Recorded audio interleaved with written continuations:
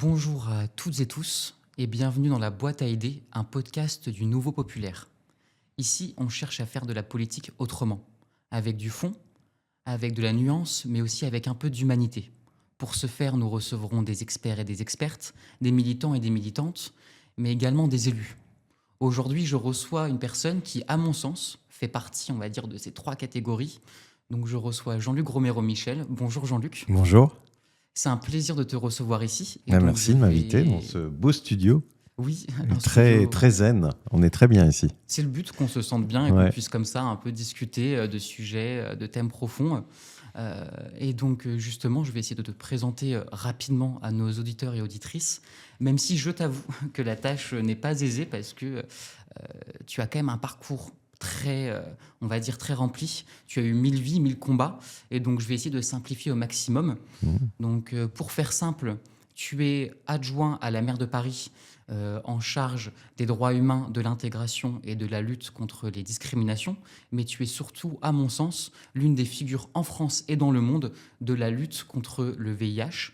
Donc justement, tu es le président fondateur de Élus locaux contre le sida, qui publie un livre donc, que je montre à nos auditeurs et auditrices à la caméra, L'espoir d'une France sans sida. Tu es également, tu as mené de nombreux combats sur ces sujets-là. Avec, par exemple, en 2004, grâce à toi, en partie, la France a déclaré la lutte contre le VIH comme grande cause nationale. Tu as aussi permis à l'international, sur la scène de l'ONU et même aux États-Unis, que des pays dans le monde renoncent à leur interdiction d'entrer sur le territoire de personnes séropositives.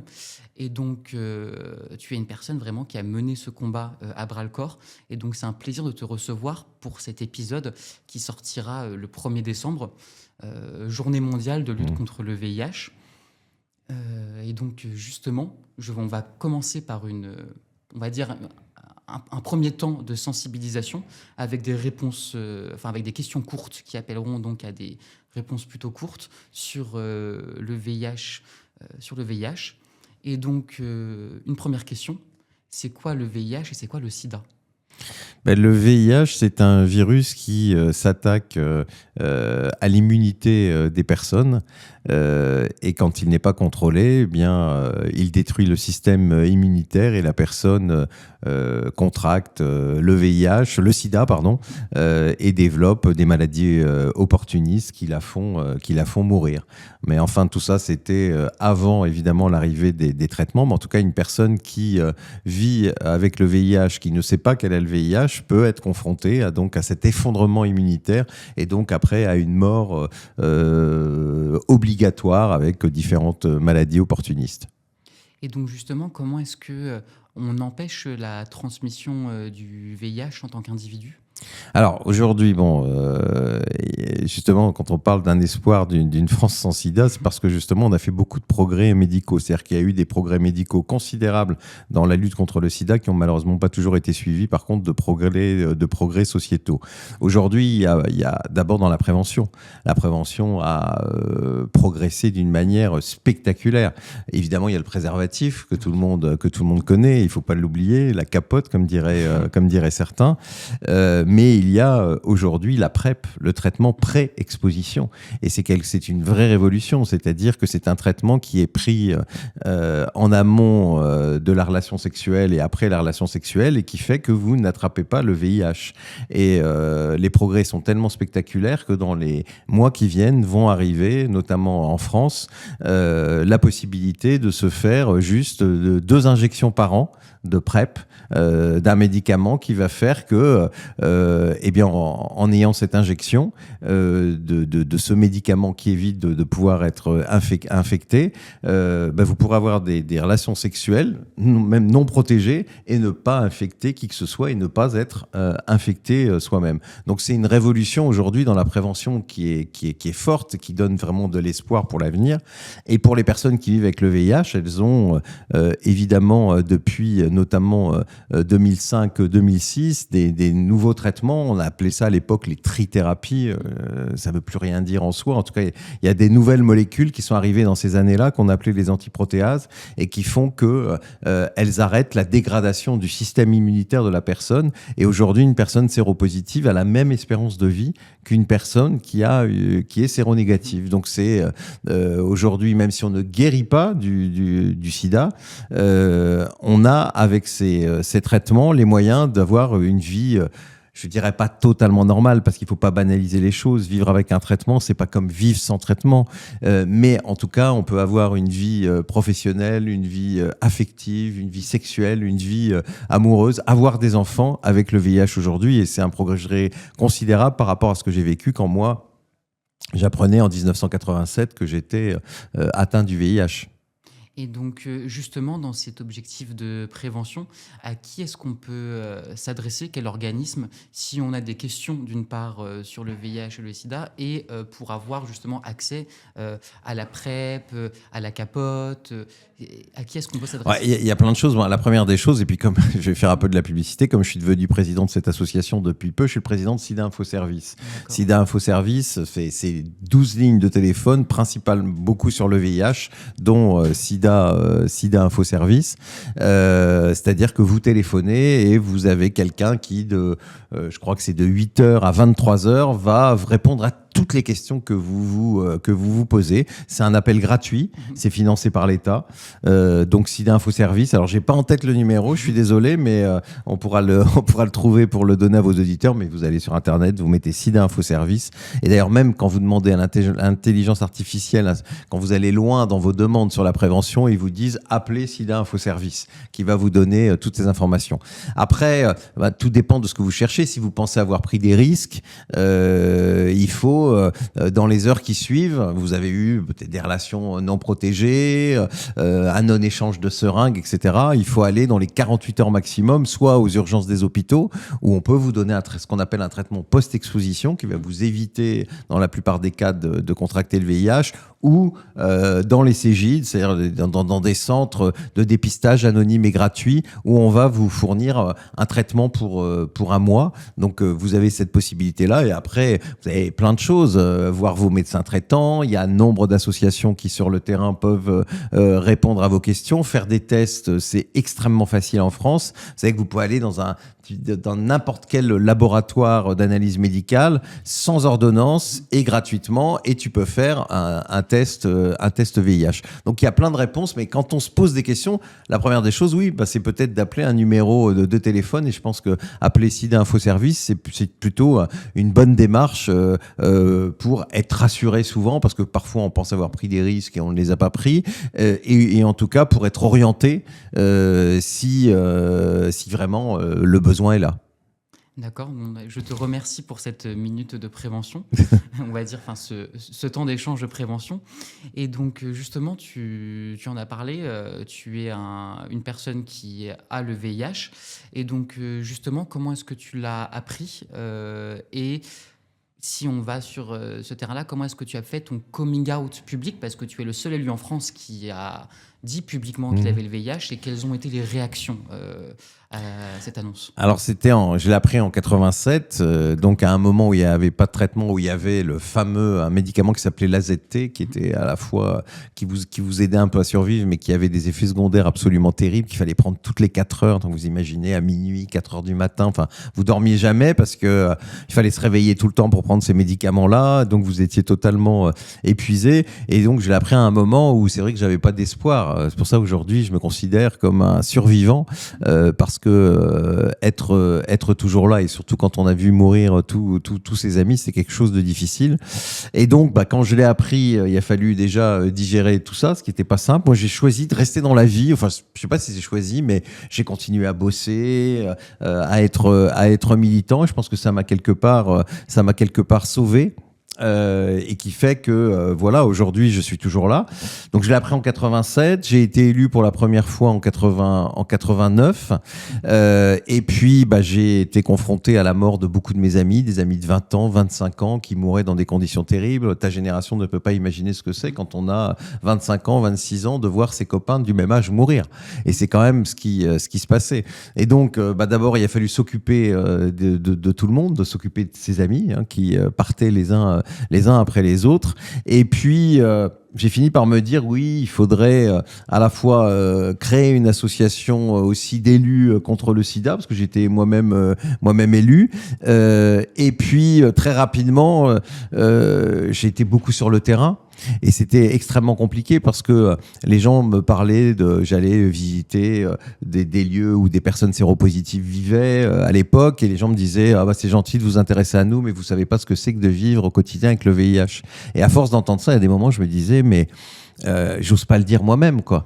J'étais comme dans une espèce de honte, et je me dis tu peux pas vouloir être militant de la lutte contre le sida et de faire de ta propre séropositivité une honte, un tabou. Et donc à un moment, mais c'est pas simple, c'était pas simple à ce moment-là, à un moment je me suis dit il faut que je le dise publiquement. Et donc en 2002, donc quand même quelques années plus tard, j'ai fini par dire que je vivais avec ce virus, et j'étais à l'époque conseiller régional, et j'ai été le premier élu, et malheureusement encore dans notre pays le seul à l'avoir dit, ce qui prouve que ça reste aujourd'hui difficile. Mais pour moi c'était important parce que ça m'a permis d'être en harmonie entre ce que je disais, entre le combat que je menais, et entre la vie que je vivais moi-même, et de passer quelque part d'un combat individuel à un vrai combat collectif, et pouvoir peut-être être mieux écouté, parce que c'est vrai qu'avant tous ces militants se disaient il sait pas vraiment ce que c'est. Si, je savais ce que c'était, et ça m'a d'ailleurs donné une grande force que de le dire, parce que quand on a dit ça, on peut plus vous atteindre, surtout que quand tu me demandes les réactions, au départ elles n'ont pas été très sympathique, c'était mais pourquoi tu dis ça, c'est impudique, etc. Je disais ça tout simplement parce qu'il n'y avait pas de raison d'en être honteux, et qu'il fallait plus se battre contre le virus que contre les personnes, et que ça a toujours été plutôt le contraire, qu'on s'est toujours beaucoup battu contre les personnes vivant avec le VIH que contre le virus lui-même. Et donc c'était important de le dire, mais c'est vrai qu'au départ ça n'a pas été très simple, et je vois bien, parce que tu imagines, en France on a des pays qui avons le plus d'élus, donc il y en a plus de 600 000, être le seul élu à l'avoir dit, tu imagines que sur les 600 000, je ne suis pas le seul élu séropositif. Donc ça veut dire que ça reste en 2025, et donc là, en célébrant ce 1er décembre 2025, ça reste toujours quelque chose d'extrêmement difficile, de violent, et ça prête souvent à des rejets, et même au sein de la communauté homosexuelle, qui a été particulièrement vulnérable au VIH, où on voit aujourd'hui des jeunes gays qui virent un de leurs copains parce qu'ils apprennent qu'il est séropositif. Donc on voit que ça reste en 2025, où aujourd'hui on sait qu'une personne séropositive sous traitement, sans charge virale, ne peut pas infecter et va avoir la même espérance de vie. Eh bien elle continue quand même à être rejetée. Ça veut dire qu'il y a encore vraiment beaucoup de boulot dans la lutte contre le sida. Oui, et puis justement, cette honte, en fait, je trouve que même si il y a justement en fait cet oubli dans la communauté gay, qu'en fait on a été quand même les premiers touchés, et que ça a aussi été... et les premiers à se mobiliser, parce qu'il faut quand même aussi reconnaître les choses, que ce soit l'association Aide, l'association des médecins gays avant, enfin, il y a eu quand même un certain nombre de personnes, que ce soit en France, aux États-Unis, qui très très vite se sont mobilisées et ont porté ce virus. Il faut quand même savoir, et on l'a vu aux États-Unis particulièrement, où les associations, c'est elles qui se sont occupées des personnes qui mouraient quand les pouvoirs publics ne voulaient pas voir, ne voulaient pas entendre. Il faut quand même savoir que ce soit Reagan aux États-Unis ou Mitterrand en France, ils n'ont jamais dit le mot sida avant 1986, alors que pendant 5 années, on a vécu une hécatombe terrible. Donc on était dans un tabou terrible, et ce sont d'abord des gays qui se sont levés pour aider leurs amis qui étaient dans des situations et les lesbiennes après, mais qui sont pas arrivés dans un premier temps, qui sont arrivés après. Ça a d'abord été des gens qui en plus souvent étaient concernés, qui étaient souvent des gens qui vivaient aussi avec le virus, et qui avaient décidé au final de donner leur vie pour se battre collectivement contre ce virus. Et justement, quand on prend aujourd'hui, j'ai l'impression que le VIH est toujours relié à la communauté gay dans l'imaginaire, on va dire, collectif. Et parfois, le nombre de gens que j'ai rencontrés qui, quand ils vont me dire qu'ils se sont protégés, c'est parce que elles ou leurs partenaires prennent la pilule, et que moi, je me retrouve un peu à dire, mais la pilule... ça n'empêche pas en fait la transmission des IST. Et il y a ce côté en fait où aujourd'hui, d'une part dans la communauté gay, on a un oubli collectif peu à peu dans les jeunes générations de l'impact et de l'existence en fait encore aujourd'hui du VIH, et en plus ça reste on va dire marqué sur les personnes gays, et donc en fait dans la communauté hétérosexuelle on a aussi une transmission qui est très forte du VIH parce qu'on oublie, parce qu'en tout cas il n'y a pas de conscience que le VIH peut être transmis en fait dans les rapports hétérosexuels également, et ça c'est quelque chose où les pouvoirs publics je trouve n'agissent pas assez dessus, en tout cas personnellement dans l'éducation sexuelle sur ces questions-là. Après, l'éducation sexuelle à l'école pourrait être tout un thème de débat. C'est clair. Globalement, la santé sexuelle, etc., c'est malheureusement des thèmes qui ne sont pas suffisamment évoqués, et notamment pour les plus jeunes générations. En tout cas, sur le VIH, la réalité, c'est que dans le monde, l'immense majorité des personnes qui vivent avec le VIH sont d'abord des hétérosexuels. En France, les dernières infections, c'est d'abord majoritairement aussi chez les hétérosexuels. Donc, il faut arrêter de stigmatiser simplement une partie de la population, même s'il faut le reconnaître, en France et dans les pays plutôt riches, la communauté gay est évidemment vulnérable au VIH, et c'est d'ailleurs pour ça que c'est important qu'elle se lève, elle la première, qu'elle porte ce combat, et que c'est grâce notamment à certains gays que ce combat a pu devenir enfin un combat politique national, parce qu'on voyait bien que c'était pas les associations qui seules allaient pouvoir porter et toute la prévention, le travail de lutte contre les discriminations qui est très important dans la lutte contre le sida, et puis évidemment tout le travail de prise en charge, de moyens à donner pour que les personnes puissent accéder au traitement, et qu'il fallait donc que les pouvoirs publics se mobilisent, ce qui s'est passé en France globalement à partir de 87 et qui ne s'est jamais vraiment arrêté dans notre pays, parce qu'on peut quand même reconnaître qu'on est dans un pays, on peut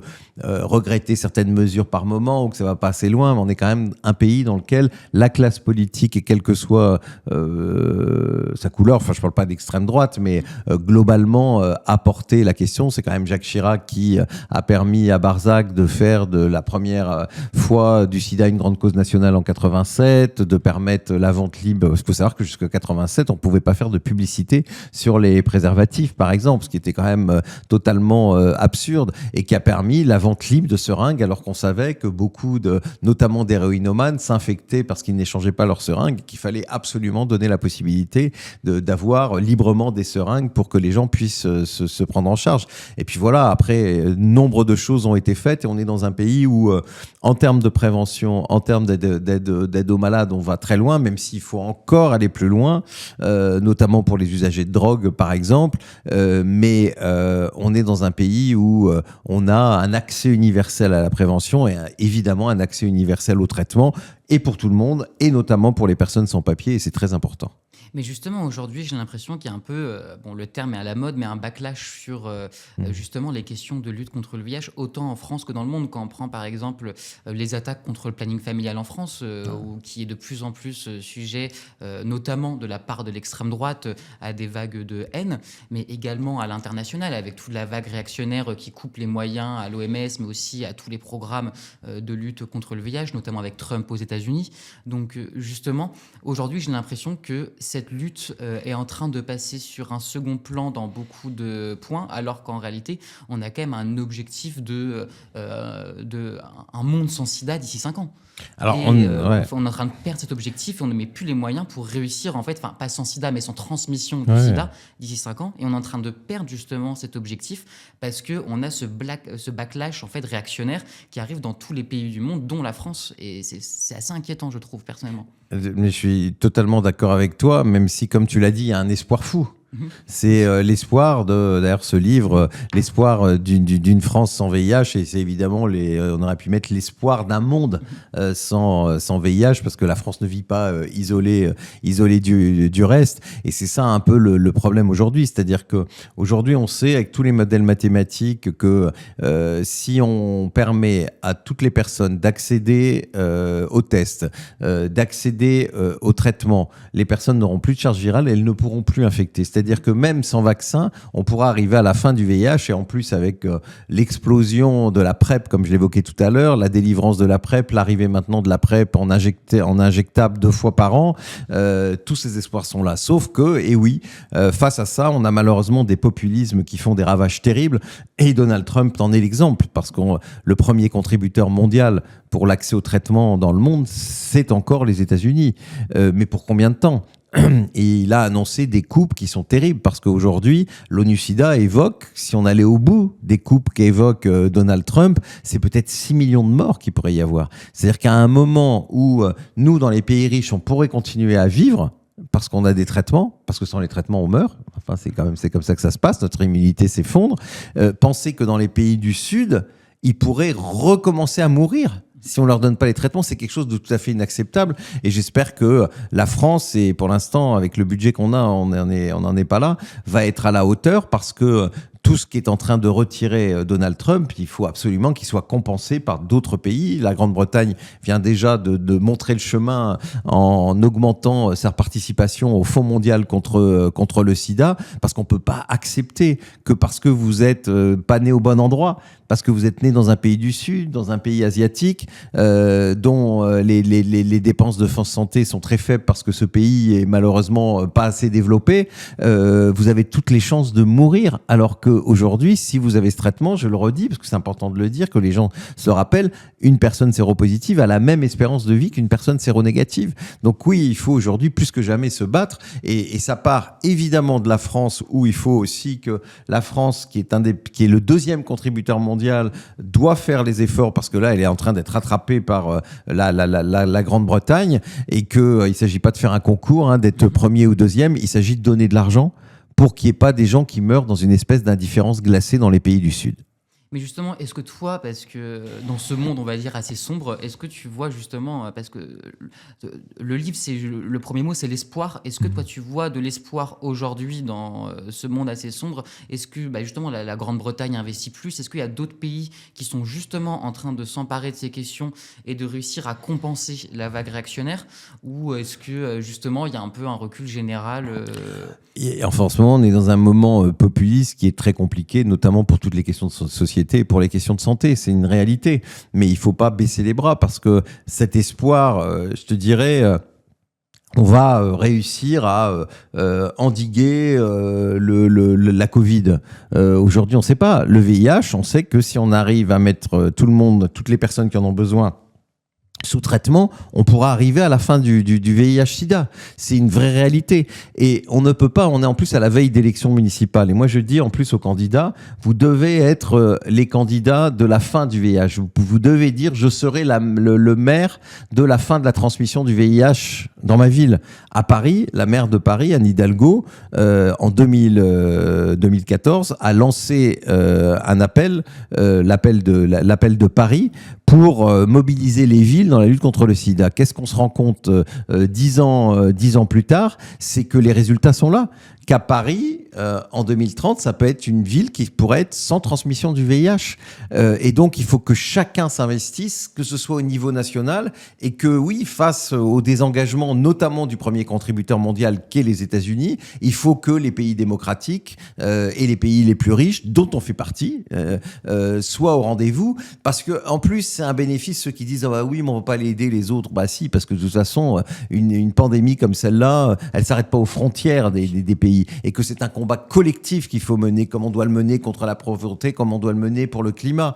C'est un combat collectif qu'il faut absolument mener. Et ce combat aujourd'hui, et j'espère que le 1er décembre de cette année, on va en parler un peu plus, parce qu'on a vu d'année en année, on en parlait de moins. Sauf que là, on a ce défi que nous lance Donald Trump en baissant drastiquement des financements qui vont affecter la vie réellement de femmes et d'hommes qui peuvent mourir à cause de ça. Donc c'est quand même assez criminel. Et donc cette nécessité à la fois que les pays riches se bougent et que les villes, et je le redis, et Anne Hidalgo, quand elle l'a fait, on a vu le résultat. Moi, avec Élus locaux contre le sida, depuis 30 ans, on a donné des labels à des villes qui sont engagées, et on voit que quand localement on s'engage, on a des résultats, et donc on peut arriver. Donc on est dans un contexte difficile, mais je pense que le mot espoir, parce que quand même, on a tellement pleuré autour de ce virus. Moi, voilà, depuis les années 80, c'est quand même quelque chose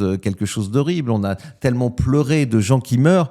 Imaginez aujourd'hui que la fin de la transmission du VIH est possible, c'est un espoir extraordinaire, et moi je veux me raccrocher à ça, parce que je me dis il faut qu'on continue à se battre pour que dans les pays du Sud, ils continuent à avoir des traitements, et que vraiment en 2030, on arrive à la fin de la transmission, même si c'est 2032, 2033, parce qu'on va sûrement perdre du temps, on doit y arriver, on le doit d'abord à l'humanité, et on le doit aux futures générations. Mais donc justement, parce que tu parles des villes, et on a les élections municipales qui approchent de plus en plus. J'imagine qu'il y a des personnes engagées qui nous écoutent sur ce podcast. Comment est-ce que ces personnes engagées, dans leur programme, dans la construction de leur programme pour les municipales, et là je ne parle pas nécessairement des métropoles, je parle aussi des villes moyennes, des petites villes, des villes rurales, comment est-ce que ces personnes-là peuvent inclure des mesures pour empêcher la transmission du VIH, et quelles sont les mesures types, on va dire, qu'avec Élus locaux contre le sida, vous préconisez? Localement, on peut faire plein de choses. Et c'est pour ça que moi, je dis pour cette campagne, je l'ai dit au président des maires de France, faites une campagne en disant aussi, je serai le maire d'une ville sans transmission du VIH. Qu'est-ce qu'il faut faire? D'abord, il y a tout le travail d'information qui est extrêmement important. Tu me posais à un moment les questions, comment on peut savoir, etc. Les mairies, elles ont, les collectivités locales en général, des moyens d'information très importants, du journal municipal en passant par tous leurs réseaux sociaux qui sont souvent extrêmement suivis pour des raisons pratiques. Donc elles peuvent donner plein d'infos dans ce domaine-là, et je pense que c'est important. Deuxième chose, sur la question de discrimination. On sait qu'on n'arrivera jamais à la fin du VIH tant qu'il y aura des discriminations. Et aujourd'hui, les personnes séropositives, même dans un pays comme le nôtre, subissent des discriminations. Et bien là, les collectivités peuvent agir contre les discriminations. Elles peuvent agir, évidemment, en soutenant les associations locales, parce que c'est elles qui font souvent le travail sur le terrain. Par exemple, une association comme Aide, qui est implantée pratiquement partout en France, elle joue un rôle extrêmement important, et notamment un rôle important de soutien auprès des personnes séropositives qu'on ne peut pas abandonner. Et puis le rôle aussi international. Vous savez, par exemple, la ville de Paris, comme des tas de régions le font maintenant, parce qu'à ELCS, on s'était beaucoup battu pour que les collectivités s'engagent. Elles ont souvent soit des jumelages, soit des accords de coopération. Quand vous avez un accord de coopération avec l'Afrique du Sud, avec des pays d'Afrique subsaharienne, où le VIH est très important, eh ben, il faut les aider, il faut mettre des moyens dans ce domaine-là, dans les centres de santé, etc. Et donc, vous voyez que les collectivités, à leur niveau, elles peuvent faire beaucoup de choses. Et puis, surtout, nous, on a l'habitude de dire à Élus locaux contre le sida se soigne aussi par la politique. Parce qu'il faut des paroles. Et il faut des paroles fortes. Et il faut des gestes forts. Moi, je propose quasiment tous les ans aux élus d'organiser dans leur ville un dépistage des élus en disant, voilà, là, aujourd'hui, il y a conseil municipal, il y aura avant une association qui sera là pour faire des dépistages rapides. Tous ceux qui veulent le faire, faites-le. Et quand on voit le maire d'une commune rurale qui se fait dépister, évidemment, on ne connaît pas le résultat, et tant mieux, ça ne nous regarde pas, mais que ça interroge les gens et ça pousse les gens à se faire dépister. Et c'est ça aussi qui est important, parce que grâce à ça, on arrivera peut-être à faire qu'aujourd'hui, on estime à peu près à 10 000 personnes en France qui vivraient avec le VIH sans le savoir. Et donc, qui eux ont une santé qui se dégrade et continuent bien sûr à infecter des personnes sans le savoir.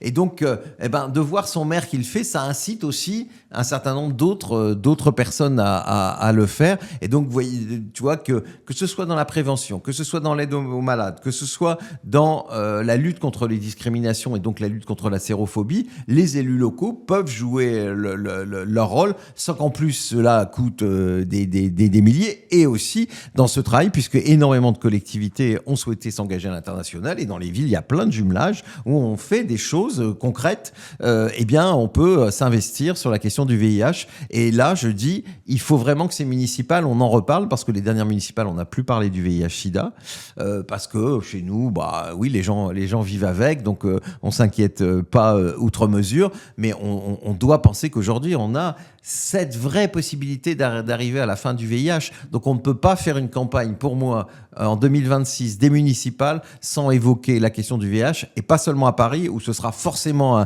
un des thèmes, mais aussi partout, même dans le plus petit village, parce qu'évidemment, ce virus ne s'arrête pas aux frontières des départements ou des grandes villes. Et je crois que c'est l'honneur aussi des politiques de s'engager sur une question qui est pas simple, parce que parler du VIH, c'est pas toujours simple, mais c'est en même temps important de le faire aujourd'hui, parce que pour une fois, on n'est pas juste pour dire il faut réduire les risques, etc.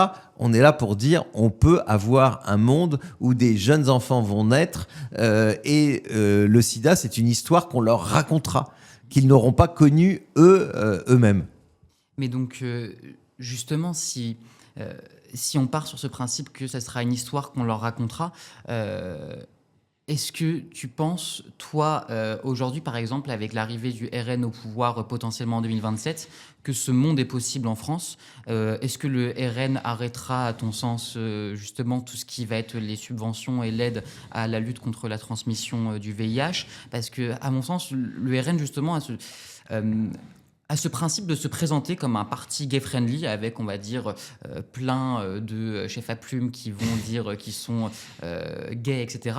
Mais qu'on voit assez peu, en fait, les actes derrière et que c'est même les premiers à s'en prendre aux différents acteurs qui luttent contre la transmission du VIH en France. Et est-ce que 2027 ne pourrait pas être la fin du combat contre la transmission du VIH en France? D'abord, je ne vais pas me résoudre à l'idée que le RN va gagner les élections nationales. Voilà, tout à fait. Mais parce qu'on espère tous que ça n'arrivera pas. Parce que je pense qu'il faut évidemment continuer à se battre pour expliquer aux personnes qui votent RN que c'est vraiment pas la solution. Et quand tu dis oui, il se montre plus ouvert, etc., c'est vrai. Dans le débat en France, on voit que le RN essaye de se donner une image un peu plus honorable. Sauf que dans tous les pays où les populistes, leurs amis, en Italie, en Hongrie, etc., sont au pouvoir, on voit ce qu'ils font. Et qu'est-ce qu'ils font? D'abord, ils s'attaquent aux migrants. C'est la grande obsession des populistes.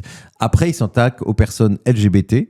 Et après, ils s'attaquent aux droits des femmes. Et ça, c'est immuable. Et sur la question du VIH, alors certes, ils feront des campagnes, etc. Mais je donne un exemple qui montre d'ailleurs aussi que la droite n'a pas tiré les leçons de ce qu'a fait Chirac, Barzac ou Simone Veil. Les salles de consommation à moindre risque, qui sont importantes pour la santé des usagers de drogue. On peut dire ça n'existe pas, etc. Mais en tout cas, c'est comme ça. Et chacun peut un jour se retrouver dans une situation d'addiction. On voit que ces salles, elles sont très utiles pour la santé des personnes usagères de drogue, mais elles sont aussi utiles pour la sécurité, etc. Malheureusement, la droite et l'extrême droite, là-dessus, les pointent. Et on voit bien, à Paris, on en a une seule, on aurait besoin d'en avoir plusieurs. Il faut être extrêmement honnête. Et c'est là où il y aura des changements, parce que je pense que s'ils arrivent demain au pouvoir, il n'y aura plus de salles de consommation à moindre risque à Paris. Et ça, c'est grave.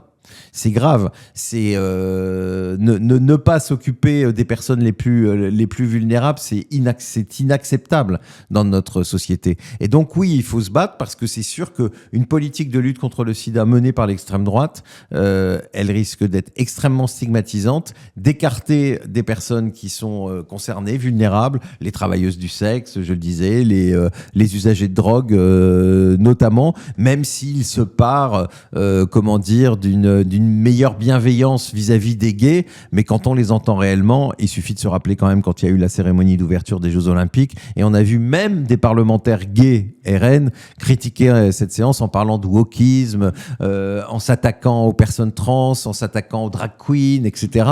Donc celles et ceux qui croient que l'extrême droite sera sur ces questions-là moi je leur dis, faites très attention. En tout cas, l'expérience montre que dans tous les pays où les populistes et leurs amis politiques, Mélanie la première en Italie, qui est quand même proche du RN, ou Orban en Hongrie, ils font tous la même chose. Ça se termine toujours très mal pour les populations les plus vulnérables, et notamment pour celles qui vivent avec le VIH.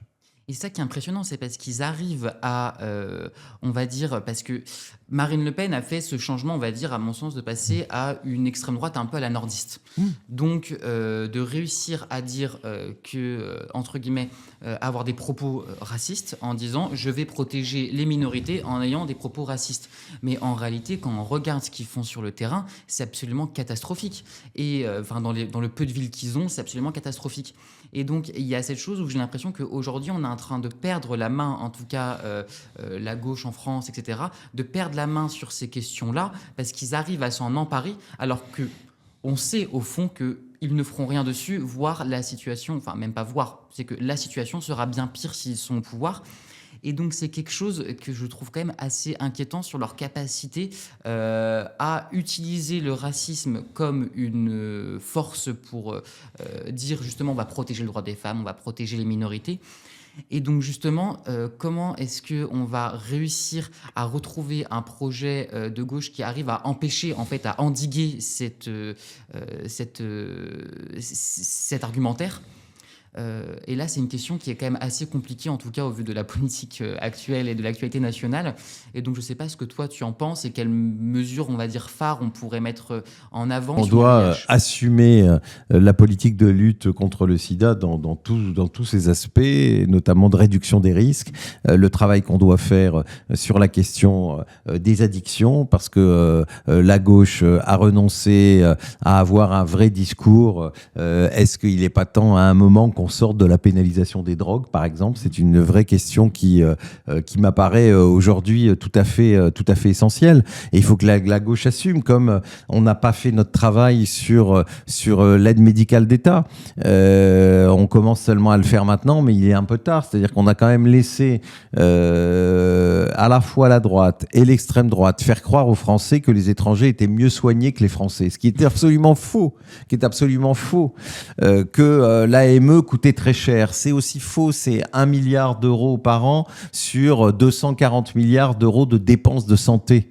C'est-à-dire 0,5% de nos dépenses de santé. Ce n'est pas à cause des étrangers que notre système serait déficitaire. Et il faut qu'on comprenne que c'est important de soigner des étrangers qui en plus pourraient avoir des maladies infectieuses, etc., qui pourraient être transmises aux Français, à ceux qui justement se battent pour avoir une santé la meilleure. Donc on voit bien qu'aujourd'hui, dans ce domaine-là, on a perdu aussi une bataille et qu'il faut réexpliquer, parce que c'est quand même pas normal que à chaque budget on en soit à devoir se battre pour défendre l'aide médicale d'État, alors qu'elle est non seulement indispensable, mais en plus, oui, moi je le dis, 1 milliard sur 240 milliards, c'est pas grand-chose.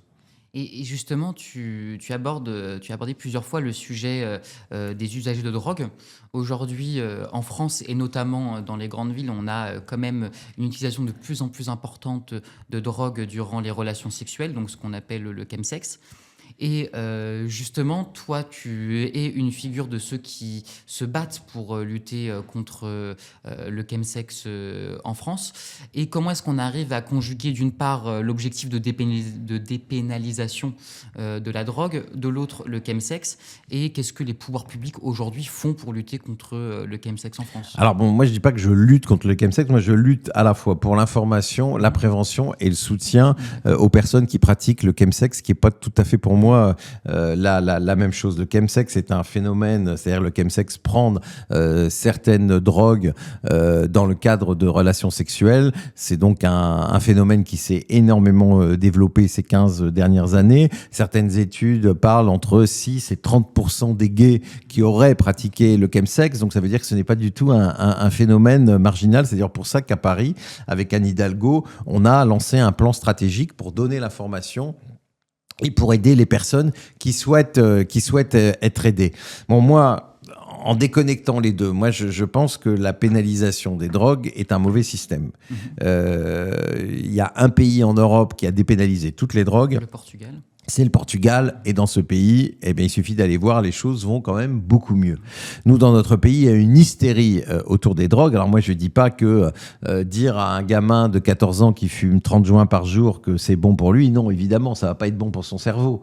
Mais qu'on dise la vérité, que quand on classifie les drogues en fonction des effets qu'elles ont sur la santé, mais des effets qu'elles ont sur la société, et moi je me souviens d'un rapport extrêmement important du professeur Roch qui a classé les drogues en 3 niveaux de dangerosité. Le produit le plus dangereux, c'est l'alcool et l'héroïne. Le produit le moins dangereux, à la fois pour la santé publique et à la fois pour la société, c'est le cannabis. Et on est dans une hystérie et on ne veut pas regarder les choses. On est dans un pays où les addictions sont extrêmement importantes, addiction aussi aux médicaments, etc., aux psychotropes. On est en tête de tous les classements et on est incapable. Et la gauche, malheureusement, je le dis parce que là-dessus, elle doit porter cette question.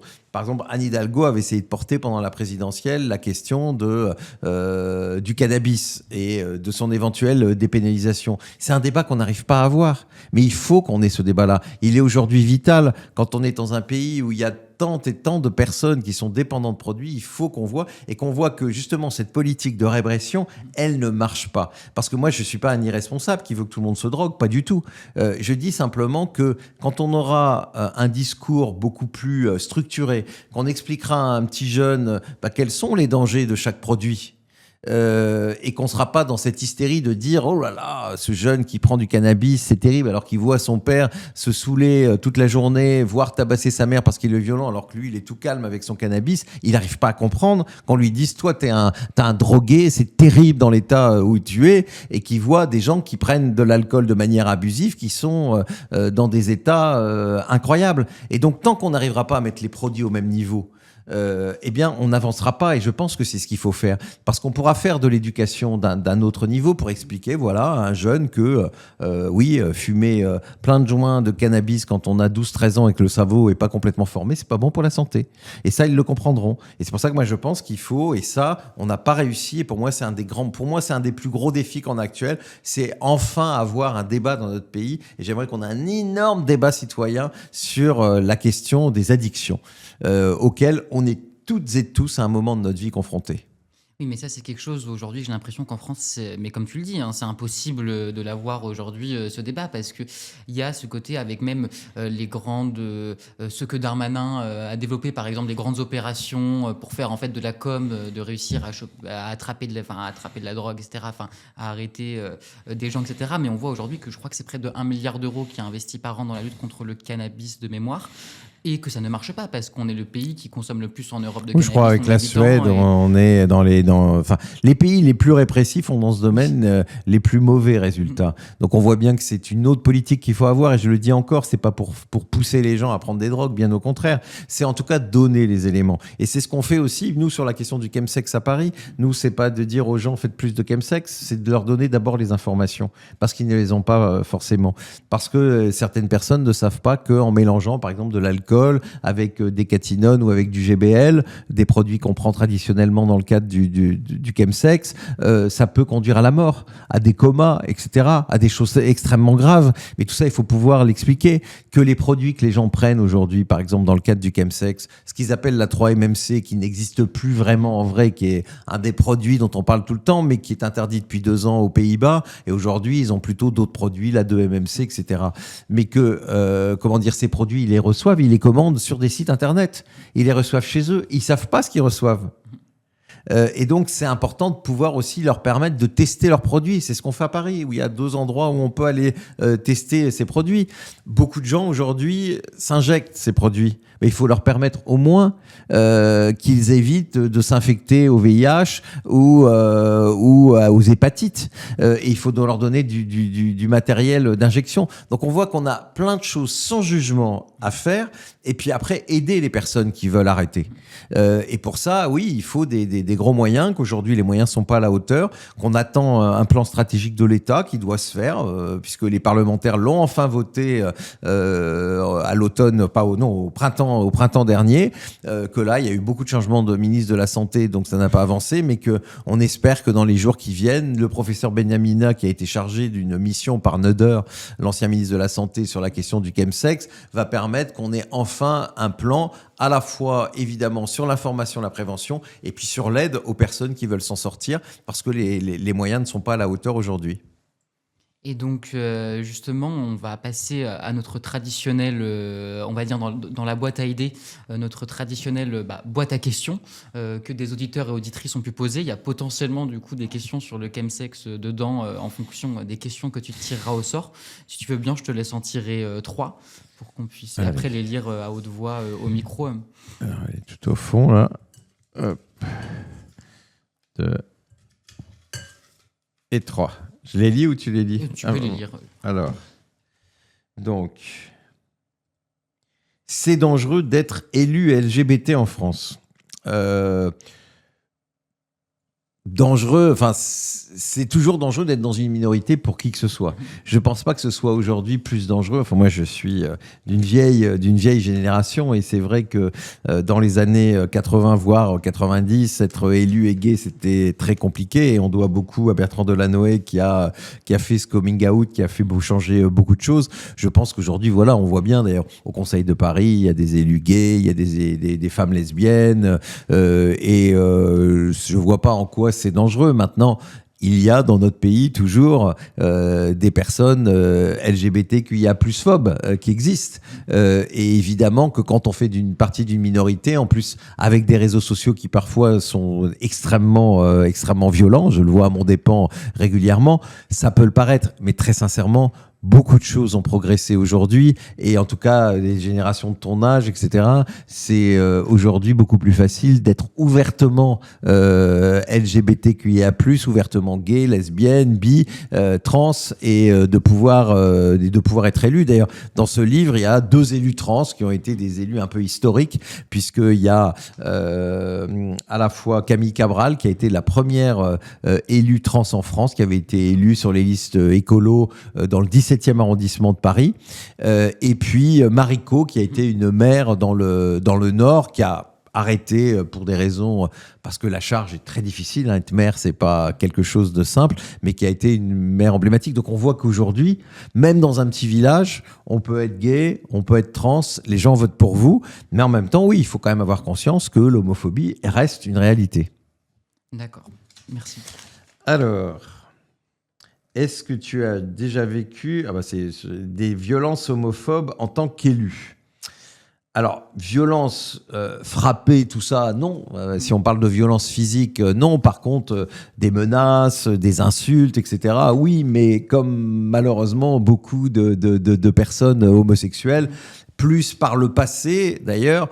Maintenant, c'est sur les réseaux sociaux où, très honnêtement, la haine est là. Si vous êtes encore sur X ou sur d'autres choses, ça arrive extrêmement régulièrement de vous faire insulter. Et je me souviens que ce soit à la fois quand je m'étais marié avec mon mari, où on avait eu des comptes qui avaient fleuri avec des draps tachés en disant le mariage est consommé et des choses un peu ignobles comme ça. Oui, ça existe toujours, ça existera toujours. Et en même temps, voilà, j'ai l'espoir. Il n'y a pas très longtemps sur France 2, il y a eu un documentaire qui a été fait, homo en politique, le dire ou pas.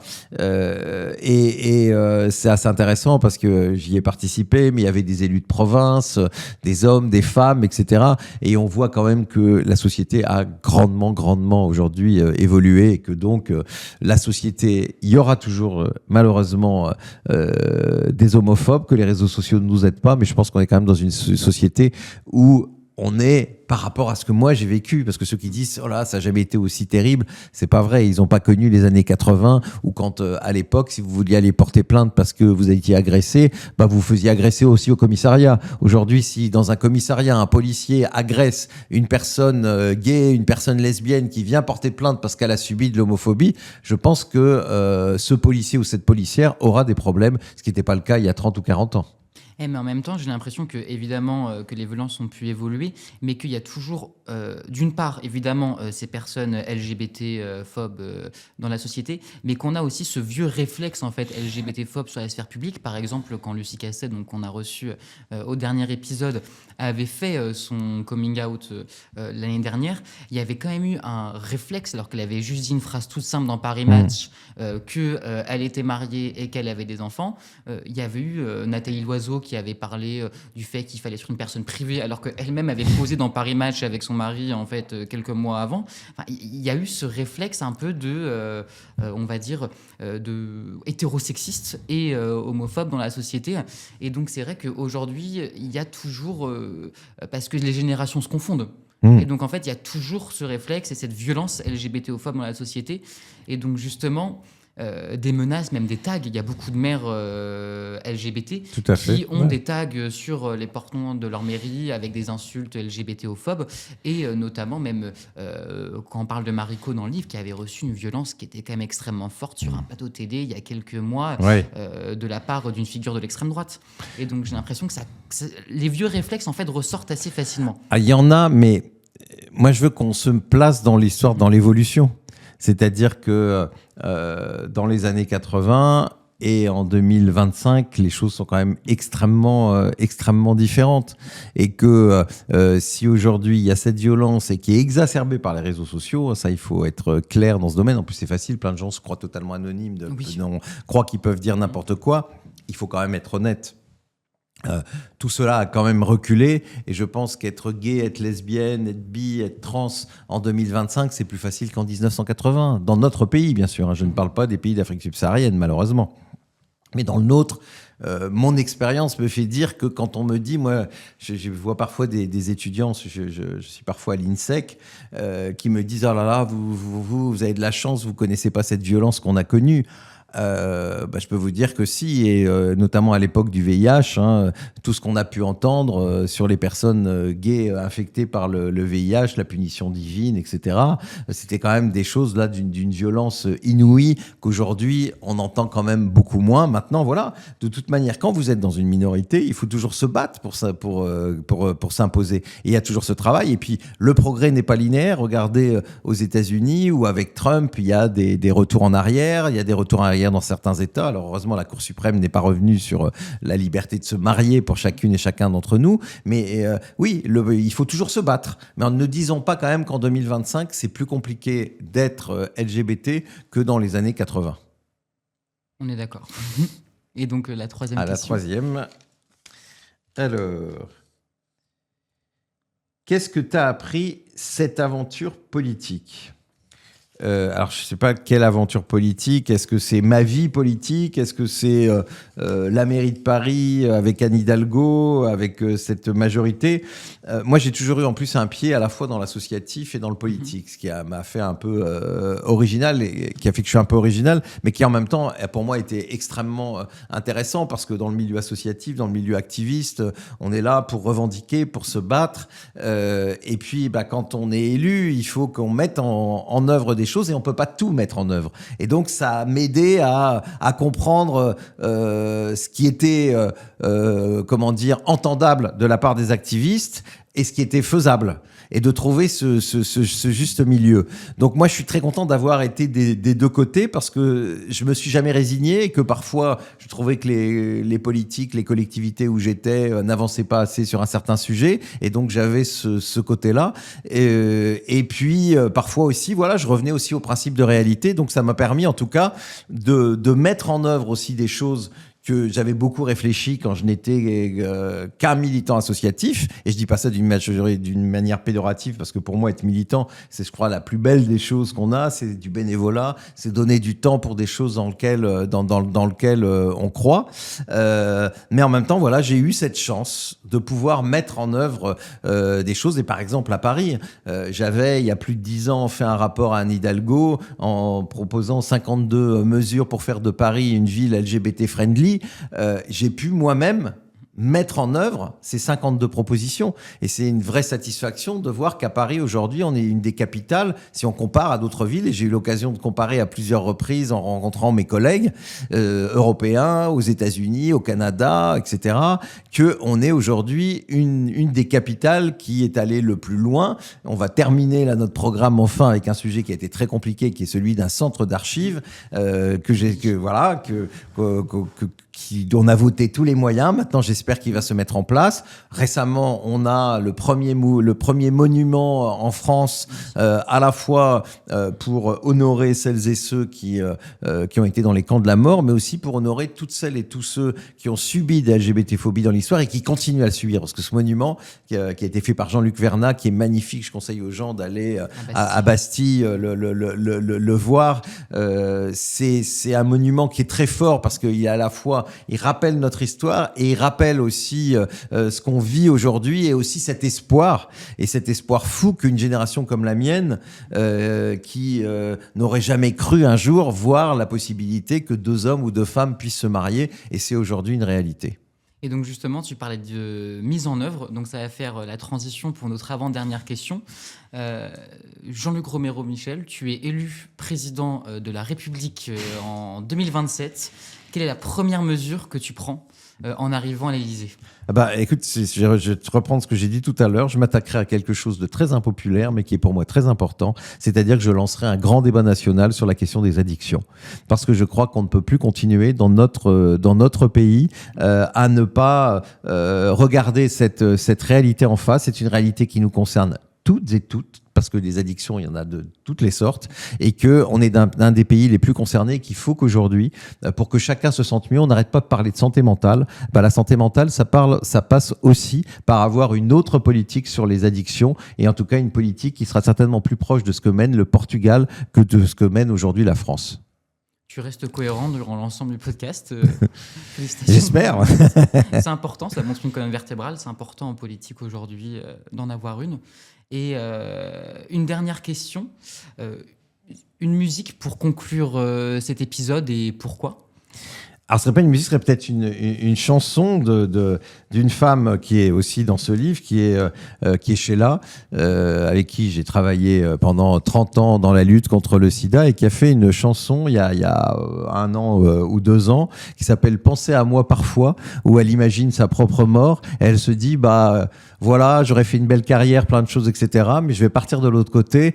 Ayez une pensée pour moi de temps en temps, et voilà, je trouve que c'est assez joli et assez poétique, et que c'est, en tout cas moi c'est une chanson que je trouve belle, qui est à la fois peut-être triste, mais aussi qui est pleine d'espoir. C'est vrai que c'est poétique et qu'on ne pense pas toujours à l'après, qu'on ne parle pas souvent de l'après en politique, on va dire, et je ne parle pas du parti politique, mais de l'après, de la mort. C'est quand même un sujet qui est assez peu abordé dans le monde politique, en tout cas. Le monde politique a peur de la mort, alors qu'il devrait. En général, mais moins que les politiques. Moi, mon expérience m'a montré, parce que je suis très engagé pour le droit de mourir dans la dignité, que les politiques avaient beaucoup de mal avec cette question-là.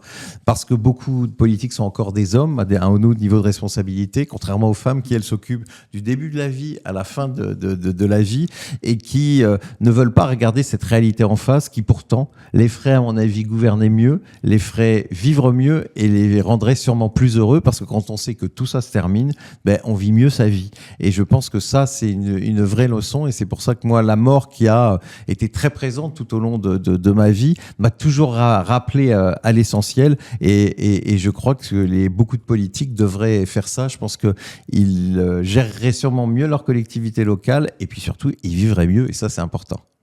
Et donc justement, sur ces mots, nous terminons cet épisode. Je te remercie d'être venu, Jean-Luc, et je vous retrouve dans quelques semaines pour un prochain épisode de la boîte à idées. Merci beaucoup pour votre écoute. Merci. Même si je sais que la frontière